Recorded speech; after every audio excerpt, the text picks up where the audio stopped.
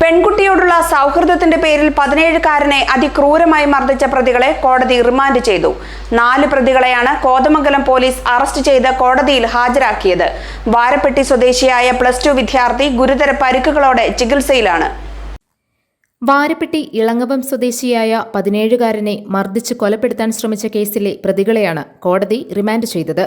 പായിപ്ര ദേവിക വിലാസം അജിലാൽ, ചെറുവട്ടൂർ കാനാപറമ്പിൽ അൽഷിഫ്, മുളവൂർ കുപ്പക്കാട്ട് അമീൻ, ചെറുവട്ടൂർ ചെങ്ങനാട്ട് അഭിറാം എന്നിവരാണ് പ്രതികൾ.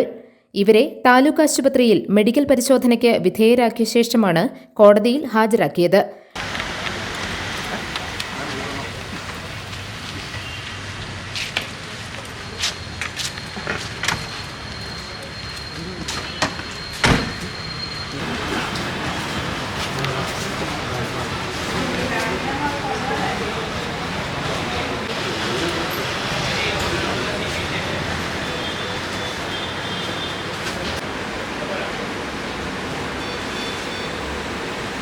ആൺകുട്ടി പ്രതികളെ തിരിച്ചറിഞ്ഞിട്ടുണ്ട്.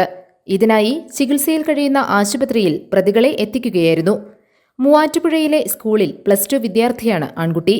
സഹപാഠിയായ പെൺകുട്ടിയുടെ പിതാവും സുഹൃത്തുക്കളുമാണ് പ്രതികൾ. ഈ ആൺകുട്ടിയും പെൺകുട്ടിയും സൗഹൃദത്തിലായിരുന്നു. ഇതിലുള്ള പ്രകോപനമാണ് മർദ്ദനത്തിന് കാരണം. ആൺകുട്ടിയെ മർദ്ദിച്ച് കൊലപ്പെടുത്താനുള്ള ശ്രമമാണ് പ്രതികൾ നടത്തിയതെന്നാണ് കേസ്. ഫോണിൽ സന്ദേശമയച്ച് വിളിച്ചു വരുത്തിയ ശേഷം കാറിൽ കയറ്റിക്കൊണ്ടുപോയി ആരുമില്ലാത്ത വീട്ടിൽ വച്ചാണ് ആൺകുട്ടിയെ അതിക്രൂരമായി മർദ്ദിച്ചത്. GTV news, Kothamangalam.